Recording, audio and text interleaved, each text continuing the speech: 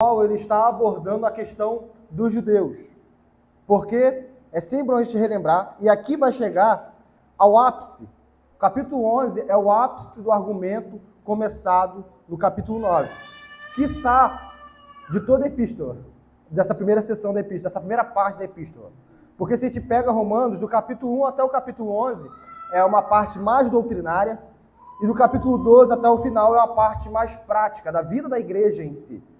E aqui nessa parte do capítulo 9 ao capítulo 12, nós temos o apóstolo Paulo falando dos judeus, por quê? Porque o apóstolo Paulo ele quer acabar com a objeção de que, ora, se Deus realmente ama um povo e ele não abre mão do povo que ele ama, por qual motivo então ele abriu mão dos judeus? Que foi o argumento do capítulo 8. O capítulo 8 é que nada pode nos separar do amor que está em Cristo Jesus. Nós vimos isso no versículo 37 do capítulo 8, diz: em todas as coisas, porém, somos mais que vencedores por meio daquele que nos amou, porque eu estou bem certo de que nem a morte, nem a vida, nem os anjos, nem os principados, nem as coisas do presente, nem do porvir, nem os poderes, nem a altura, nem a profundidade, nem qualquer outra criatura poderá separar-nos do amor de Deus que está em Cristo Jesus, nosso Senhor. E aqui uma objeção que poderia acontecer é: pois bem, e os judeus? Nós olhamos para a igreja, poderia ser dito, nós olhamos para a igreja e nós vemos apenas gentil. São poucos os judeus convertidos, e a cada ano que passa, menos judeus se convertem. Nós temos um boom ali na história do cristianismo já registrado em Atos. Os primeiros a se converterem de fato foram os judeus. Nós temos 3.000 almas se convertendo na primeira pregação, depois 5.000 e depois inumerável multidão. E quando o apóstolo sai de Jerusalém e vai para os gentios, nós vemos mais gentios se convertendo do que judeus. E de repente a igreja começa a ver que tem mais gentio do que judeu. Então Deus, ele cessou de amar o seu povo? E aqui é muito importante, porque se Deus deixou de amar os judeus, o que nos garante que ele não deixará de nos amar? É isso que o apóstolo Paulo está querendo objetar, está querendo quebrar com isso. De que, olha, Deus não deixou de amar o seu povo escolhido. E aí ele vem argumentando em Romanos 9 de que nem todo aquele que é descendente de Abraão é de fato filho de Abraão. Nem todo aquele que é descendente de Israel é de fato israelita. Nem todo aquele que é circunciso na carne é de fato circunciso no coração. Mas é o filho da promessa que Deus ama. É o eleito que Deus ama. O apóstolo Paulo começa no capítulo 9 e ele vai desdobrar isso na doutrina da eleição. A gente viu aqui que a doutrina da eleição, no capítulo 9 de Romanos, ela não tem por prioridade em si, o apóstolo Paulo, em falar apenas da doutrina da eleição, mas a doutrina da eleição está ali para expor a questão dos judeus. Nós já vimos isso.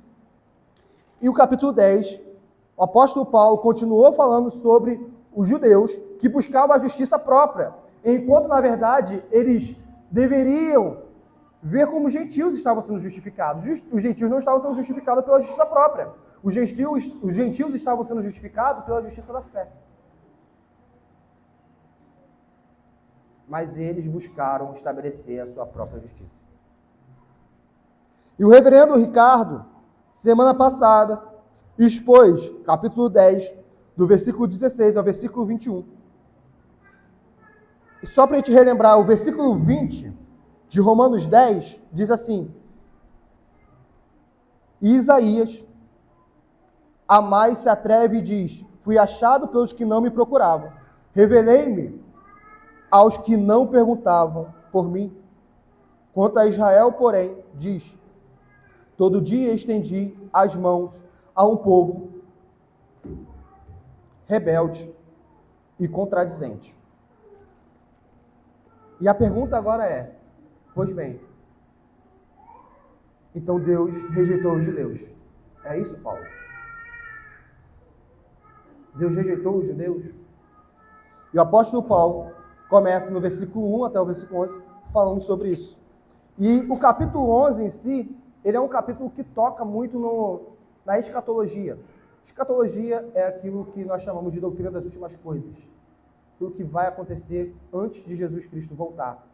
Nós, desde que Jesus Cristo veio ao mundo, nós já estamos nos últimos dias. Nós já estamos nos últimos dias. Mas existem profecias e questões relacionadas à volta iminente de Cristo. E Romanos capítulo 11 vai delinear assunto que tangencia com a escatologia. Nós não vamos partir da doutrina da escatologia ou de uma teologia sistemática para a Bíblia. Nós vamos fazer o caminho inverso, nós vamos para a Bíblia. E depois, no futuro, na caminhada cristã, a gente vai entendendo mais escatologia. Nosso papel hoje não é abordar a escatologia. Tudo bem, meus irmãos? Diz assim a palavra de Deus em Romanos 11, nós vamos ler agora Romanos 11, do versículo 1 ao versículo 10, que será a nossa atenção ao texto dessa noite. Diz assim, Romanos 11, versículo 1. Pergunto, pois, terá Deus, porventura, rejeitado o seu povo? De modo nenhum. Porque eu também sou israelita, da descendência de Abraão, da tribo de Benjamim. Deus não rejeitou o seu povo, a quem de antemão conheceu. Ou não sabeis o que a Escritura refere a respeito de Elias, como insta perante Deus contra Israel, dizendo: Senhor, mataram os teus profetas, arrasaram os teus altares, e só eu fiquei, e procuram tirar minha vida. Que lhe disse, porém, a resposta divina: reservei para mim 7.000 homens que não dobraram os joelhos diante de Baal. Assim, pois, também agora, no tempo de hoje, sobrevive um remanescente segundo a eleição da graça. E se é pela graça, já não é pelas obras. Do contrário, a graça já não é graça. Que diremos, pois? O que Israel busca, isso não conseguiu, mas a eleição alcançou, e os mais foram endurecidos, como está escrito: Deus lhes deu espírito de entorpecimento, olhos para não ver, e ouvidos para não ouvir, até o dia de hoje. E diz Davi: torne-se-lhes a mesa em laço e armadilha, em tropeço e punição. Até aqui, meus irmãos. O apóstolo Paulo já começa a acabar com a objeção. Pergunto, pois, terá Deus porventura rejeitado todo o seu povo? Aqui, o povo é claramente encontrado no contexto se referenciando aos judeus. Povo aqui é judeu, povo aqui é Israel. Isso vai ficar mais claro, em toda a perícope desta noite, e na semana que vem, onde o irmão Vinícius provavelmente é quem vai trazer a exposição, quando o apóstolo Paulo fala sobre a oliveira, sobre o enxerto, sobre a retirada, vai ficar claro que é judeu e gentil. Ali relacionado, mas quando ele está falando de povo aqui, é judeu, é israelita. E aqui nós vamos ver que tem tanto o israelita étnico, ou seja, o descendente de Abraão biologicamente, quanto o israelita espiritual. É isso que torna esse texto um texto difícil. Romanos, capítulo 11, não é um texto fácil. Não é um texto fácil. Porque se nós atribuirmos significado diferente em qualquer uma dessas palavras, nós vamos entender o texto de uma maneira equivocada. Então, que o Senhor nos dê graça de compreendermos a Escritura Sagrada. Então, o apóstolo Paulo, mais uma vez, usa o de modo nenhum. Isso é recorrente na epístola. Ou seja, nem ouso pensar nisso. Eu não ouso pensar de que Deus rejeitou o seu povo. E ele vem explicando, e o apóstolo Paulo, como a gente vem falando, ele sempre tem essa forma argumentativa do maior para o menor, ou do menor para o maior. E o primeiro argumento dele aqui é do menor para o maior, porque ele diz: eu também sou israelita. Ele é o menor, da descendência de Abraão. Ora, se ele, que é o menor, não foi rejeitado, então Israel, como um povo em si, não foi rejeitado. Esse é o argumento aqui. Porque do maior para o menor, se todo o povo foi rejeitado, Paulo teria que ser rejeitado. Então o apóstolo Paulo, ele já coloca a sua própria vida como uma prova de que Deus não rejeitou o seu povo. Deus não rejeitou os descendentes de Abraão étnicos. Não todos. Não todos. E ele vem provando, porque eu sou israelita, da descendência de Abraão. Pedro é israelita. Tomé é israelita.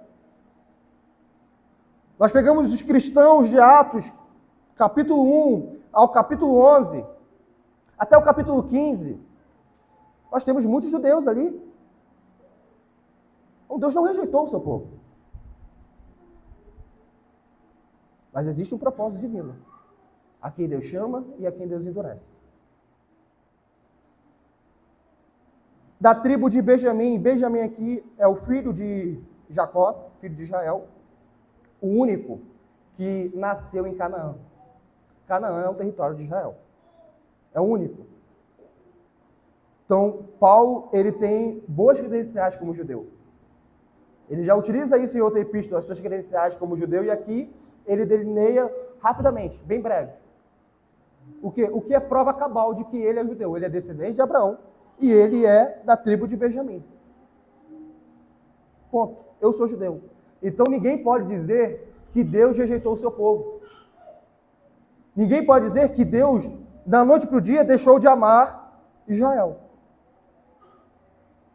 Ninguém pode dizer isso. Deus não rejeitou o seu povo, a quem de antemão conheceu. Essa palavra, esse termo aqui é o mesmo termo que nós vimos no capítulo 8, relacionado à eleição. Que de antemão conheceu. Vamos para Romanos 8? Romanos 8, versículo 29 diz, 8, 29, diz, porquanto aos que de antemão conheceu, também os predestinou, para serem conformes à imagem de seu Filho. Esse antemão conheceu está relacionado à eleição. Está relacionado à predestinação. Mas Deus então elegeu, predestinou a integralidade do povo todo. É isso que o apóstolo Paulo vai abordar em Romanos 11. Deus não rejeitou o seu povo, a quem de antemão conheceu. Ou não sabeis o que a Escritura refere a respeito de Elias? E aqui o apóstolo Paulo, ele vai trazer para nós um retrato de um tempo de apostasia. Por quê? Porque no primeiro século, meus irmãos, nós estamos vivendo no primeiro século aqui, apostasia do povo judeu. E o apóstolo Paulo, ele vai trazer a apostasia no tempo de Elias. Aqueles que leem o Antigo Testamento vão ver que existem vários períodos de apostasia na história de Israel. O período dos juízes é um período de apostasia. O período de Elias é um período de grande apostasia, de maneira em que havia postes ídolos. Mas o interessante é que, ainda que no período de Elias houvesse apostasia tal, no tempo de Paulo, seus postes ídolos em Jerusalém também havia idolatria tal. Quando o apóstolo Paulo ele pega Elias como exemplo, e o tempo de Elias como exemplo, e coloca como a comparação do tempo presente daquela geração dele, ele está dizendo que não precisa ter um poste ídolo para um povo ser idólatra. Não precisa as pessoas deixarem de frequentar o templo para as pessoas estarem apóstatas. Não precisam as pessoas abandonarem a religião verdadeira com os seus corpos, ou seja, estarem presentes no culto, para estarem apóstatas. O apóstolo Paulo está falando com uma sociedade extremamente religiosa. Nós temos um templo em que havia culto. Nós temos pessoas zelosas, nós já vimos isso aqui em Romanos, nós temos grupos religiosos zelosos. Nós temos pessoas assíduas na verdadeira religião, nós temos pessoas que fazem jejuns. Nós temos um grupo chamado fariseu que vai e evangeliza, usando esse anacronismo. Porque eles percorriam Israel buscando fazer discípulos. mas não discípulo para Cristo, discípulo para a facção deles. Mas tudo com sinceridade de coração. Ou nós achamos que os fariseus sabiam que eles estavam errados, no sentido de, eu vou fazer porque eu quero fazer errado. Eles sabiam que estava errado quando eles eram deparados com a palavra de Deus e endureciam o seu coração. Mas a justificativa na boca deles era zelo. Era zelo. Em uma geração que não tinha Baal exposto ali, que não tinha uma estátua de Mamon ou qualquer outro ídolo, era uma geração tão apóstata, ou ousamos dizer, mais apóstata do que a geração de Elias. Porque é uma geração que crucificou Jesus Cristo.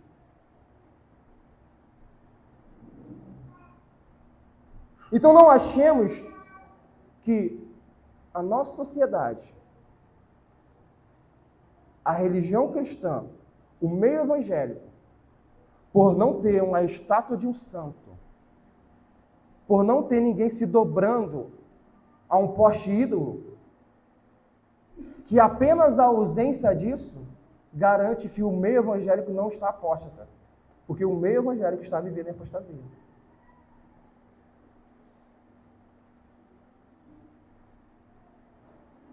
Nós vivemos em uma era de apostasia.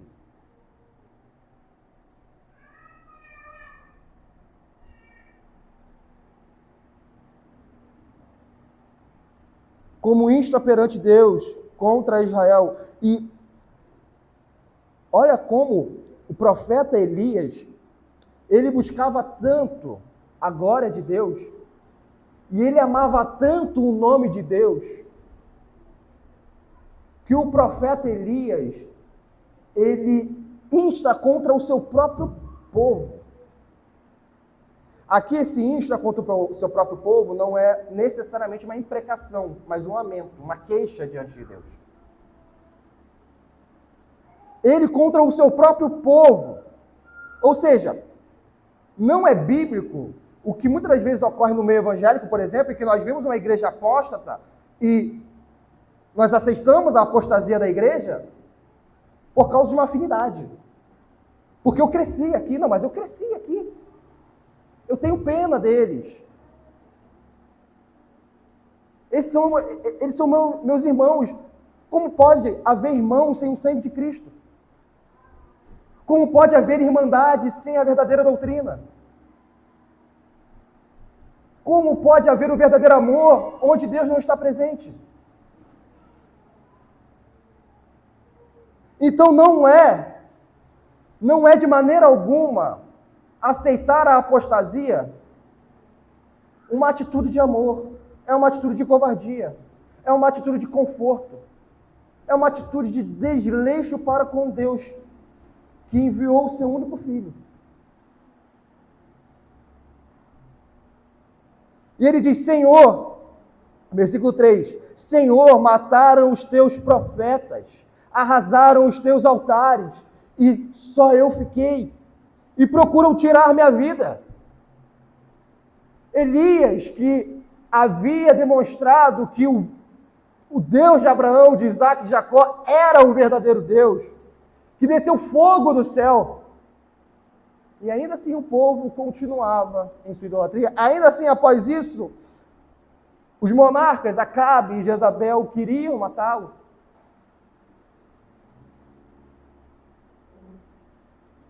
E diante disso tudo, por quê? Porque nós podemos imaginar, uma vez que desce fogo do céu, vai haver conversão.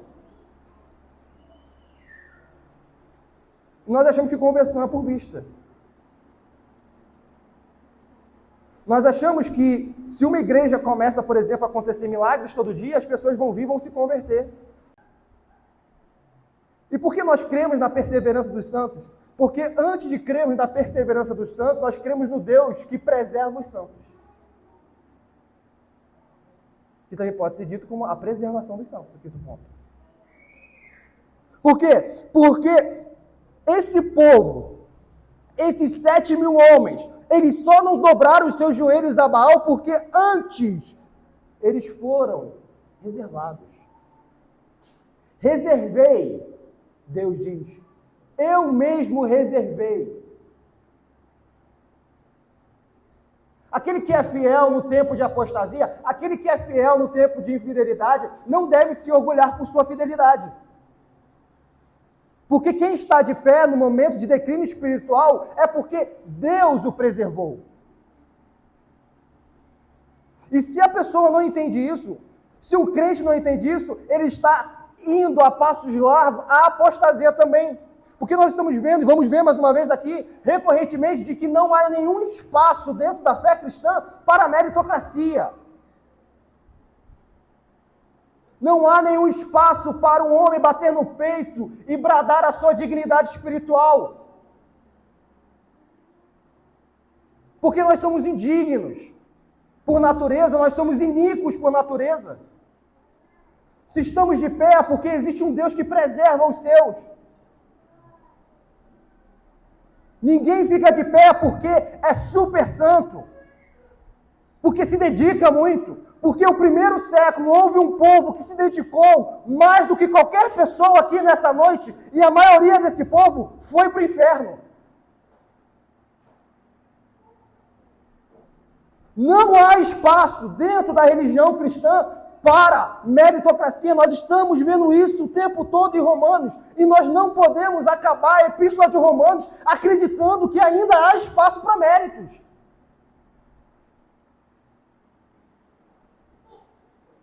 É inutilizar o sacrifício de Cristo. Nós não estamos compreendendo isso. Achar que se não fosse a minha perseverança, eu não herdaria os céus. Ou se não fosse a minha diligência religiosa, eu não estaria aqui. Mentira! Se não fosse o sangue de Cristo, se não fosse o Cordeiro Pascual estando na cruz, morrendo por cada um dos eleitos, nós não estaríamos. É Cristo, do começo ao fim. Ninguém vai chegar no último dia estando diante do Cordeiro de Deus que tirou o pecado do mundo e dizer: Senhor, eu consegui, por minhas forças. Nós estaremos de joelho agradecendo a Deus porque, Senhor, apesar de mim, apesar das minhas pecaminosidades, apesar das minhas iniquidades, o Senhor me preservou.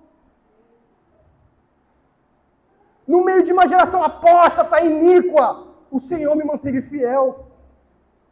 Porque eu era tão culpado quanto os meus semelhantes. Eu tinha tanto pecado quanto os meus semelhantes. Eu não sou melhor que ninguém. Mas Deus, sendo rico em misericórdia, com o grande amor com que nos amou, nos deu vida.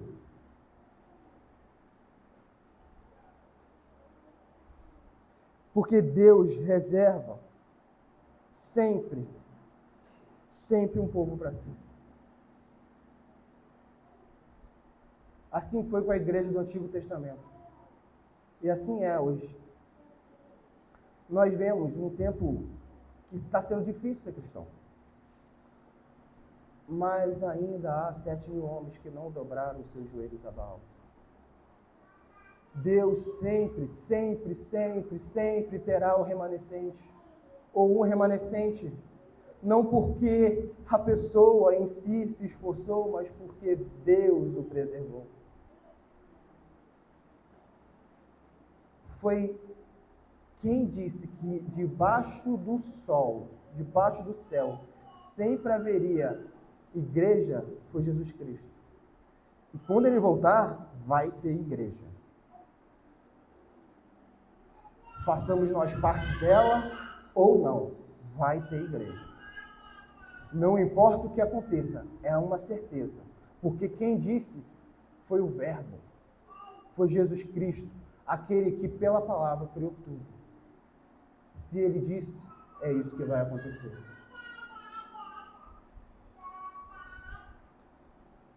O apóstolo Paulo, então, ao fazer essa comparação, no versículo 5, ele continua: assim, pois, também agora, é importante nós termos a regra de interpretação de que o agora, a gente pode aplicar esse texto, e devemos aplicar esse texto para hoje, Mas em primeira instância, Paulo está falando do primeiro século. Paulo está falando no momento em que ele está escrevendo a Epístola aos Romanos. Porque isso é muito importante, porque vai ter o agora e o futuro em Romanos 11. Hoje a gente só vai ficar com o agora. A gente só vai ver que a rejeição de Israel não é plena, ou seja, Deus não rejeitou todo o povo. E a partir do versículo 11, nós vamos ver que a rejeição de Israel não é final. Existem propósitos. Assim, pois, também agora, no tempo de hoje, o apóstolo Paulo deixa claro, agora no tempo de hoje, quando ele estava escrevendo, sobrevive um remanescente. Uma linguagem que existem ainda o povo fiel a Deus. Existe ainda. Aqui o um, a gente pode dizer que é um artigo indefinido, não é necessariamente um numeral. Porque só os discípulos de Jesus, os 11, ou melhor, os 10, porque Tiago já tinha morrido, tá? Eles já dão 10 pessoas. Então esse um aqui, ele não é literalmente uma só pessoa. É uma figura retórica.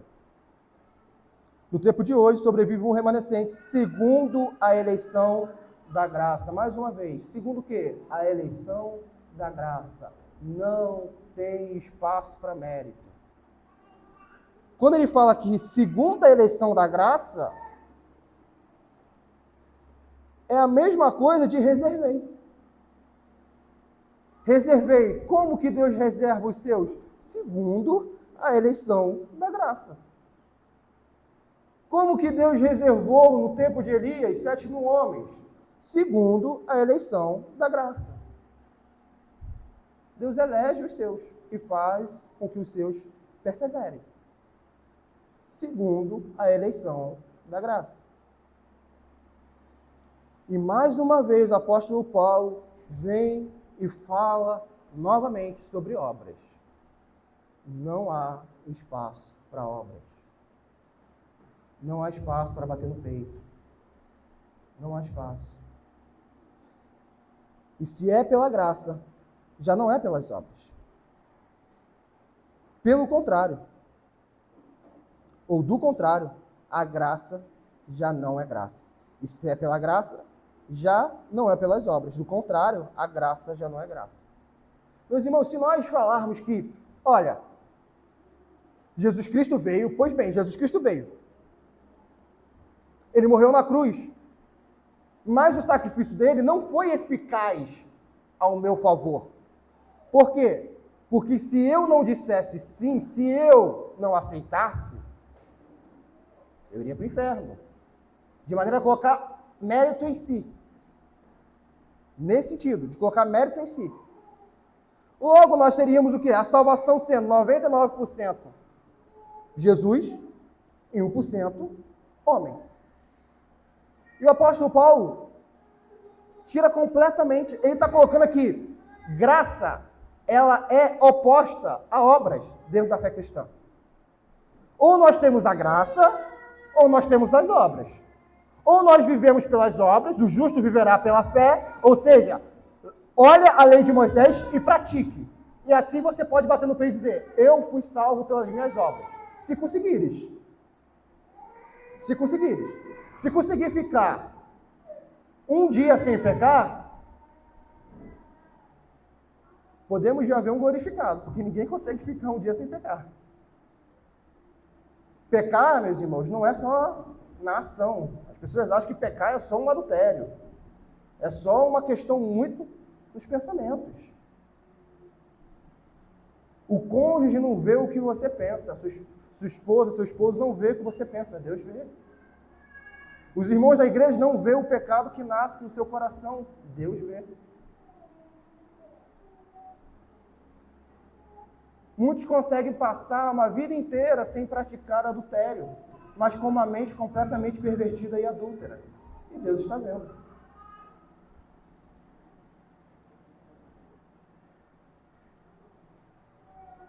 O apóstolo Paulo coloca essa antítese. Olha, se é pela graça, já não é pelas obras. Do contrário, a graça não é graça. Se tem 99% Deus e 1% homem, no final das contas, o que foi decisivo para a salvação? O homem. Porque se Deus quer e o homem não quer, o homem vence. Isso não é bíblico. Nós éramos, o apóstolo Paulo vem falando isso aqui reiteradamente, a teologia de Paulo, de que nós éramos, por natureza, odiadores de Deus. Deus olhava dos altos dos céus e via inutilidade em nós. Deus olhou dos altos dos céus e viu que não havia um justo sequer. Não havia quem buscasse Deus. Todos juntamente se extraviaram e a uma se fizeram inúteis. Ninguém era bom. Mas Deus nos amou quando nós ainda éramos ímpios. E mesmo nós, tendo um pensamento pervertido, tendo mentiras saindo dos nossos lábios, injustiças sendo praticadas por nossas mãos, Deus olhou e disse: eu irei amar esse miserável. E eu vou ressuscitar esse homem. Eu vou ressuscitar essa mulher. Eu vou fazer com que esse ser humano vil e desprezível se converta a mim. Irei trabalhar para que ele seja conforme a imagem do meu filho, o meu único filho, o único gerado por mim, Jesus Cristo. E eu terei prazer nesses homens que eu redimi por toda a eternidade. E o homem, à primeira vista, ao olhar para a pregação do Evangelho, o homem muitas vezes a rejeita. Como o reverendo Ricardo expôs aqui semana passada, nós vimos a penúltima perícope foi versículo 14 de Romanos 10. Como, porém, invocarão aquele em quem não creram? E como crerão naquele de quem nada ouviram? E como ouvirão se não há quem pregue? E como pregarão se não forem enviados? Como está escrito, quão formosos são os pés do que anunciam coisas boas. E nós poderíamos dizer, ora, então todos aqueles que ouvem o Evangelho, então se convertem ao Evangelho. Mas então o apóstolo Paulo continua, mas nem todos obedeceram ao Evangelho.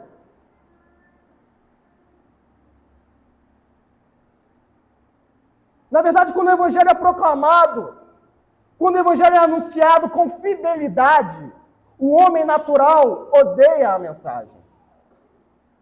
Porque quem é que quer ouvir que, aos olhos de Deus, essa pessoa é desprezível? Quem quer ouvir isso? Quem quer ouvir que, aos olhos de Deus, essa pessoa é inútil? É um nada. Quem quer ouvir que, aos olhos de Deus, sem a mediação do Filho, essa pessoa está a passos largos do inferno, por mais que merecido?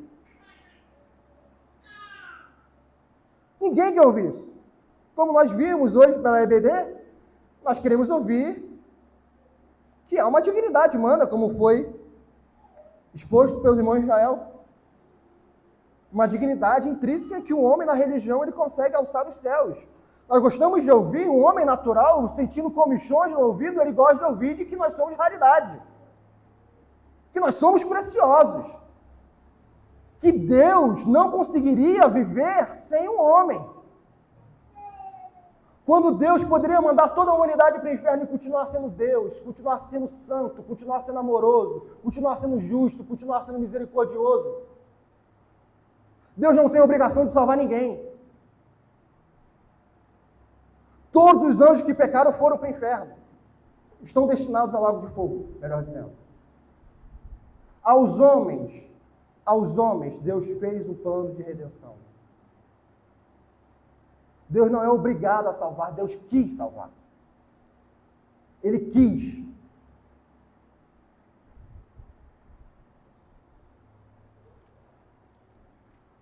Então não vamos dizer que é obra do homem, é 1% esforço humano. Não é. Nós estávamos mortos. E quando fomos ressuscitados, nós falamos como Agostinho certa vez disse: Senhor, como posso não te amar? Como posso não te amar? A resposta nossa é por causa de uma ação de Deus, salvadora. Não é por mérito, não é por obra, para que ninguém se glorie. A fé é dom de Deus. Se é pela graça, já não é pelas obras. Do contrário, a graça já não é graça. Que diremos, pois, diz o versículo 7.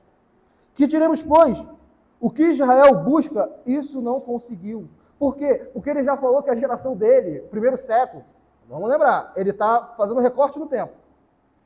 Ele está falando do primeiro século.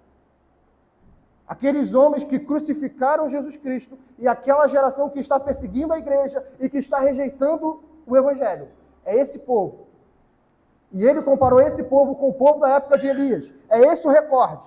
O que Israel busca, presente, busca, isso não conseguiu. O que Israel buscava o quê? Justiça. Nós já vimos isso. Justiça por suas próprias mãos.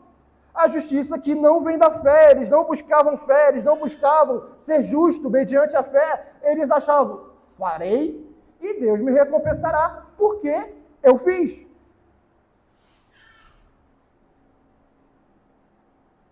E que diremos, pois? Israel teve essa visão, andou de acordo com esse modelo de entender a religião e não conseguiu. Não alcançou. Mas a eleição o alcançou. E aqui fica uma questão. Ora, Israel foi alcançado ou Israel não foi alcançado? O apóstolo Paulo está dizendo o seguinte: dentro de Israel, houve, que é no tempo de hoje, no tempo dele, a maioria dos judeus não foram alcançados. E aqui o alcance é salvífico. Agora, houve o remanescente, ou um remanescente que foi alcançado. Essas duas verdades tem no povo de Israel. Mas a eleição o alcançou e os mais foram endurecidos. Quem são os mais? Israelitas também. A eleição alcançou parte de Israel e os mais foram endurecidos. Os mais foram endurecidos. Como está escrito, e aqui o apóstolo Paulo, no versículo 8, ele está pegando palavras de Deuteronômio e de Isaías. Ele está pegando palavras tanto de Deuteronômio quanto de Isaías. Deuteronômio 29 e também Isaías 29. Diz assim: Deus lhe deu espírito de entorpecimento, olhos para não ver e ouvidos para não ouvir, até ao dia de hoje. Vamos para Deuteronômio 29, versículo 4.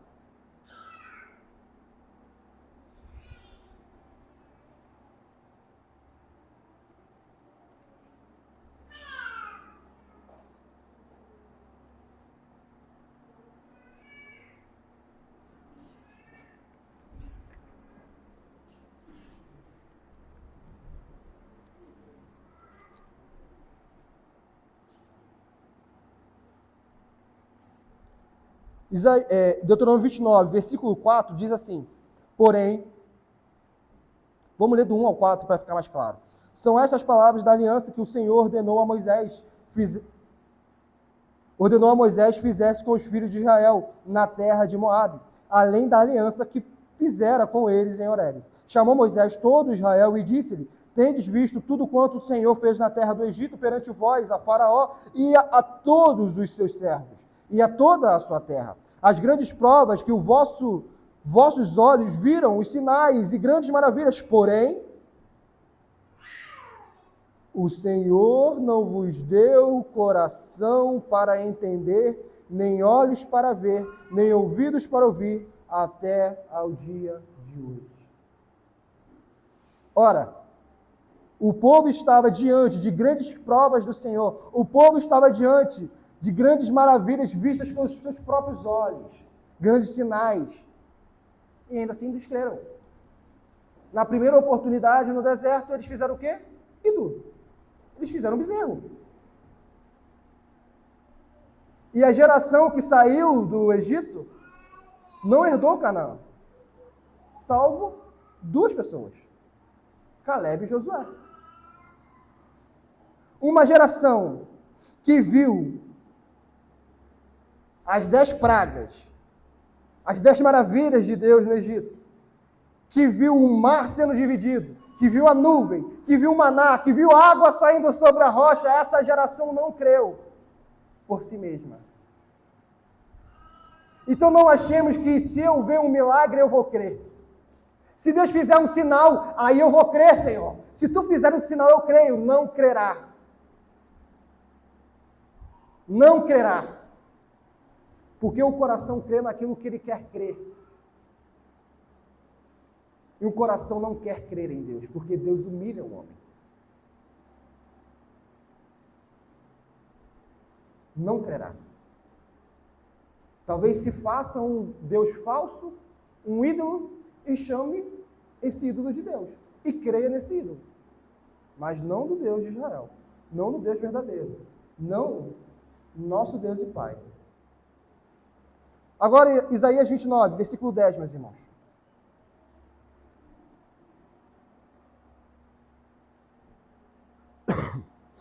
Isaías 29, verso 10. Isaías 29, versículo 10.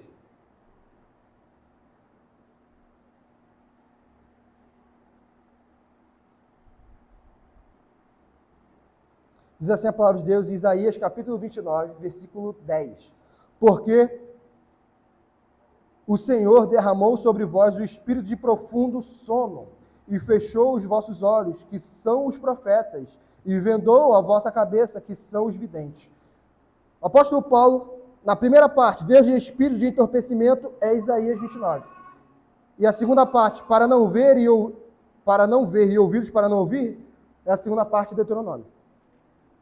E aqueles que têm a versão da King James, talvez fique mais claro que é Isaías 29 sendo citado. Por quê? Porque na King James, a tradução é deu espírito de torpor, que está ligado a entorpecimento. Esse sono aqui está ligado a esse entorpecimento que o apóstolo Paulo está falando. E esse entorpecimento espiritual, isso aqui é muito importante, isso já foi falado e nós voltamos a ressaltar. Esse entorpecimento espiritual, quando Deus também endurece o coração, Deus faz isso depois da pessoa rejeitar veementemente o Evangelho. Então, uma pessoa que vai à igreja, vai onde a palavra é pregada e ela continua com o coração duro, ela continua não crendo, ela continua não a observar, ela continua a não guardar, o próximo passo, biblicamente falando, que pode acontecer, é vir juízo da parte de Deus. E o juízo é, não creu, ouviu e não creu. Agora, eu mesmo impedirei que você ouça e creia, que você veja e creia. Eu mesmo tirarei essa graça de você. Eu mesmo darei espírito de entorpecimento. Vocês verão, mas não crerão. Ouvirão, mas também não aceitarão. Por quê? Porque vocês rejeitam o Evangelho. Não achemos que nós podemos sentar, não achemos mesmo que nós podemos sentar todos os domingos na igreja, ouvir a palavra da verdade e continuar numa vida de iniquidade ou numa vida de desdém. Isso é brincar com Deus. E com Deus não se brinca, com Deus não se zomba.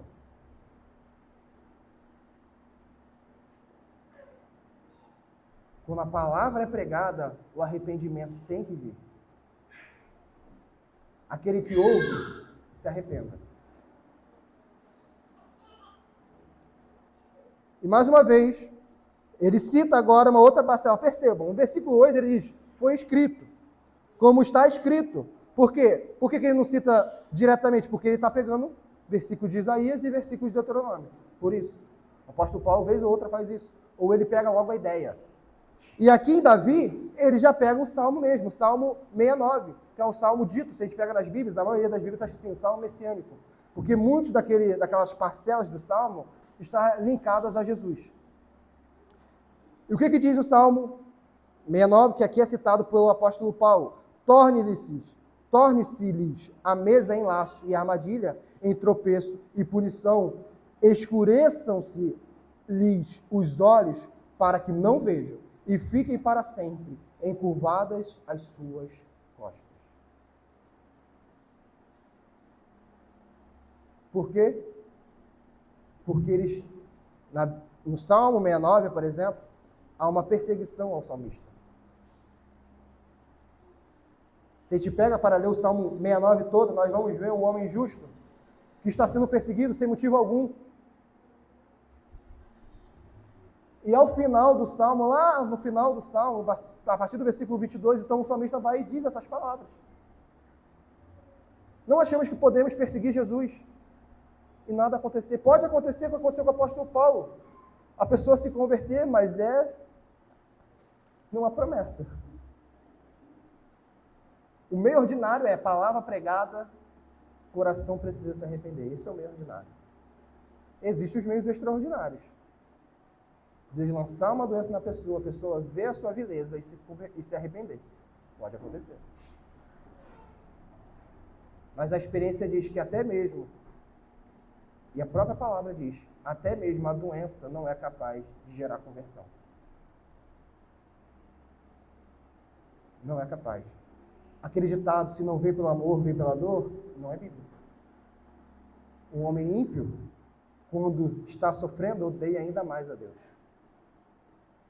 Se revolta. O religioso se revolta ainda mais. Senhor, eu que não faltava um culto, eu que orava, eu que levava meus filhos na EBD, a doença está vindo sobre a minha vida.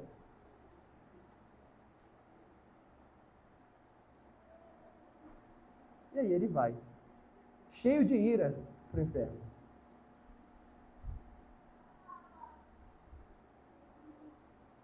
E assim termina a perícope. A esperança vai vir a partir do versículo 11 em diante. Nós vamos terminar por aqui com algumas aplicações. Lembrando que nós sempre fazemos uma pregação expositiva. Ou seja, nós vamos até o final do capítulo 11, para aqueles que nos visitam. Até o final de Romanos todo. Meus irmãos, duas aplicações. Duas aplicações. Uma a gente já tocou aqui. Ainda hoje há o remanescente. Nós podemos fazer como Elias fez de maneira equivocada, mas se queremos seguir Elias, sigamos completamente Elias e nos arrependamos depois. O que acontece hoje? Acontece hoje que, de fato, e por um motivo, podemos dizer assim, entre aspas, justificável, as pessoas olham para o cenário evangélico brasileiro e dizem: eu não quero fazer parte disso. Olha só quanta loucura. Para que eu vou para a igreja? Olha quantos pastores roubam e mais roubam. Olha quanta gente fofoqueira existe dentro da igreja.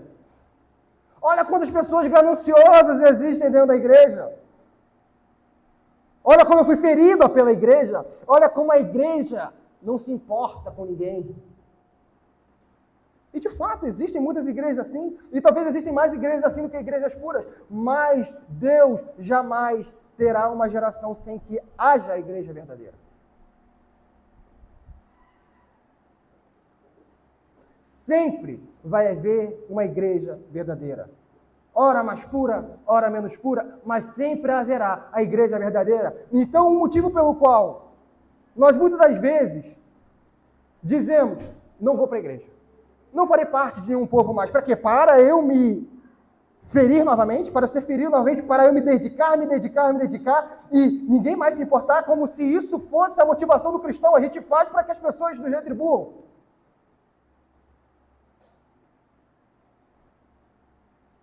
Porque esse é o cenário hoje. As pessoas fazem dentro da igreja querendo que o pastor bata a palma, querendo que o irmão aplauda, querendo que o irmão bata nas costas e fala: parabéns, você fez. Não. Quem faz, faz para Deus. Quem faz, faz emudecido, querendo apenas a glória de Deus. Se ninguém viu, saiba que Deus viu. É para isso que a gente faz. Então, o motivo que muitos advogam de estarem longe da igreja, a gente quase fala: é verdade, você está certo. E de fato, muitos estão certos.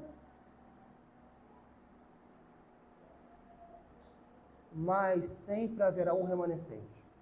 sempre haverá um povo. Então, busque uma igreja. Fale. Aqueles que não fazem parte da congregação, busque uma igreja.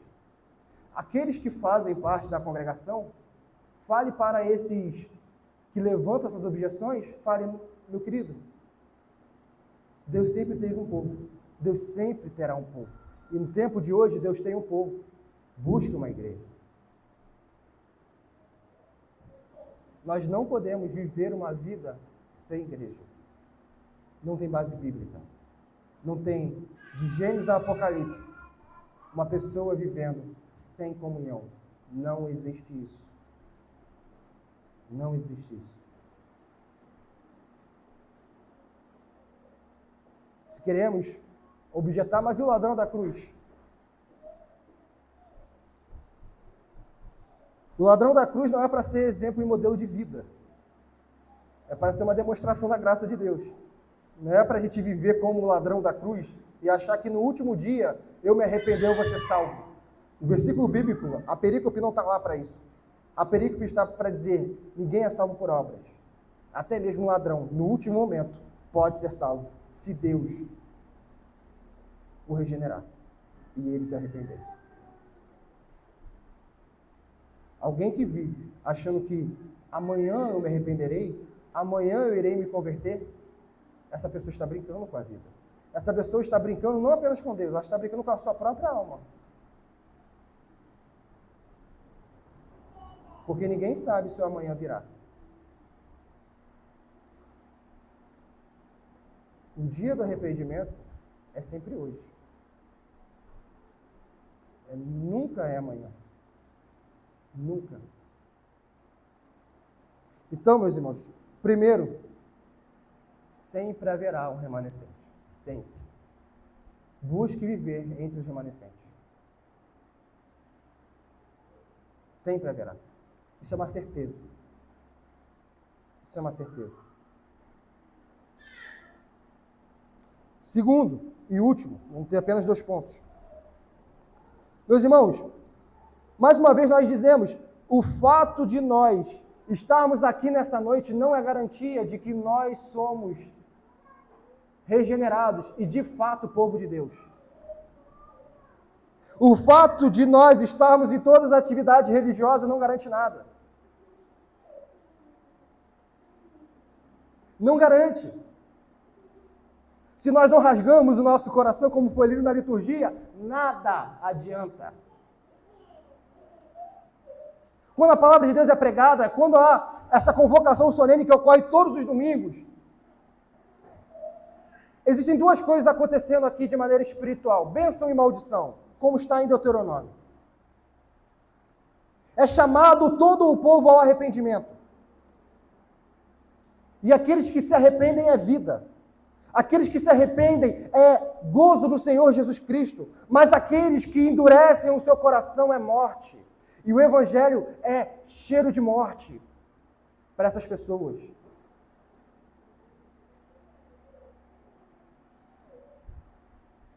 E aqueles que ouvem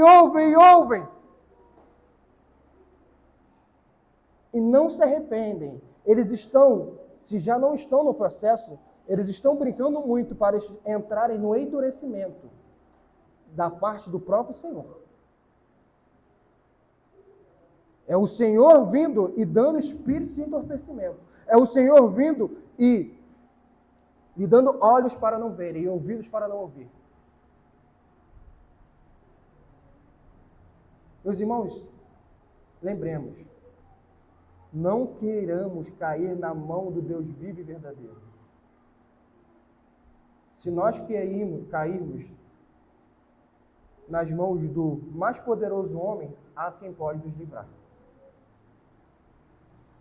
Agora, se nós cairmos na mão do Deus vivo e verdadeiro, quem nos livrará?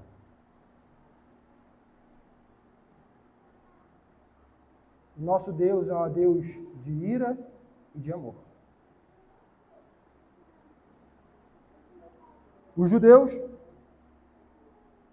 buscando as suas próprias obras, buscando os seus próprios méritos, encontraram no fim das suas vidas um Deus de ira.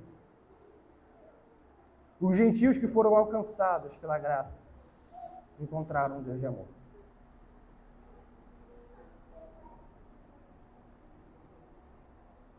E nós desejamos que,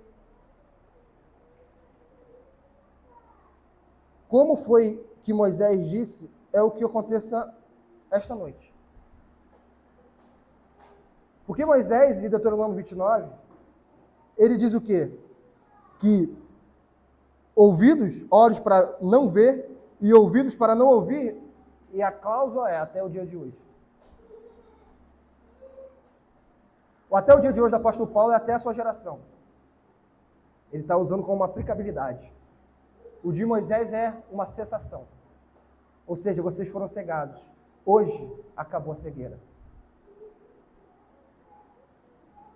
A nossa vontade diante de Deus é que Deus tire de cada um de nós a escama dos olhos. Que Deus nos faça ver aquilo que o pecado nos impede de ver. Que Deus pegue o coração de pedra, que luta ainda contra a graça, que ainda quer méritos. Um coração que ainda quer ser justificado diante de Deus pelas obras. Que Deus pegue esse coração e diga, esse coração foi de pedra até o dia de hoje. E Ele quebre esse coração e transforma esse coração em carne, para que bata, suspirando por Jesus Cristo. Para que os olhos que outrora estavam cegos, a partir de hoje, vejam. Para que ouvidos que estavam moucos, que estavam surdos, a partir de hoje, ouçam.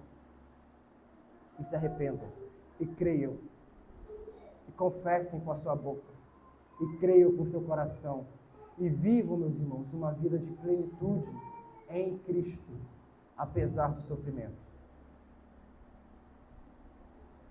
Não está sendo prometido que nós não iremos sofrer, está prometido de que nós teremos alegria apesar do sofrimento. Está sendo prometido de que podemos viver apenas mais um ano nesta vida, mas teremos uma vida eterna com Cristo. Está sendo prometido liberdade, não a liberdade que os homens pregam, não a liberdade que a sociedade hoje prega, que te escraviza, mas a liberdade plena em Cristo Jesus, daquilo que o Espírito Santo faz com que vocês e eu, todos nós tenhamos domínio próprio. Nós não somos mais constrangidos à imoralidade. Nós não somos mais levados à imoralidade, à fofoca, aos pensamentos torpes. Não, não, não. Nós olhamos fixamente para Jesus. E temos Jesus como nosso alvo, como nosso maior amor. Como aquele em que eu digo, para que confiar no meu braço? Se o braço que recebeu os pregos da cruz sofreu por mim. Para que confiar em ficar de pé se o cordeiro que foi pendurado na cruz já me garantiu que eu ficarei de pé? E se eu cair, a mão com a cicatriz irá me levantar. É sobre Jesus, meus irmãos. O que os judeus rejeitaram, Jesus.